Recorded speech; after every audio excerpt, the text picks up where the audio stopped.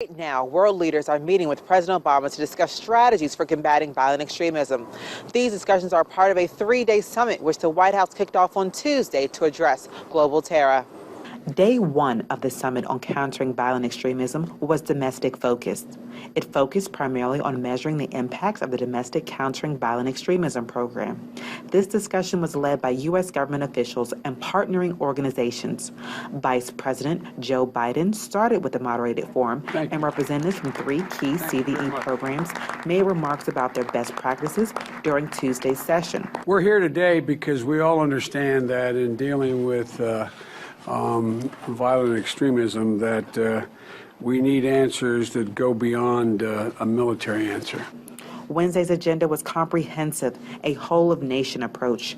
The White House stated that this is not about government, especially not the federal government. The federal government does not have all the answers. This is about building a comprehensive network to fight back against violent extremism. The White House has made a point to recognize the role that civilians, the private sector, and families play in countering violent extremism. During Wednesday's agenda, there were remarks made by U.S. President Barack Obama. We reaffirmed our commitment to pluralism and to freedom, repulsed by the notion that anyone should ever be targeted because of who they are or what they look like or how they worship.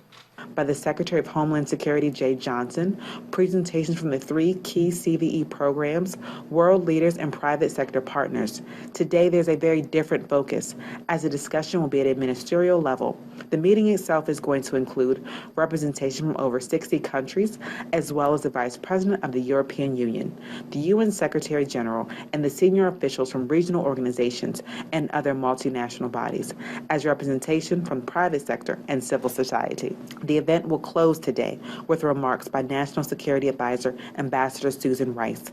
And the overall focus of this meeting is to build on President Barack Obama's call to action at the 2014 General Assembly session and moving out a 7-month action plan with a very specific set of strategies to combat violent extremism. From Washington, D.C., Maria Bird, Channels Television News.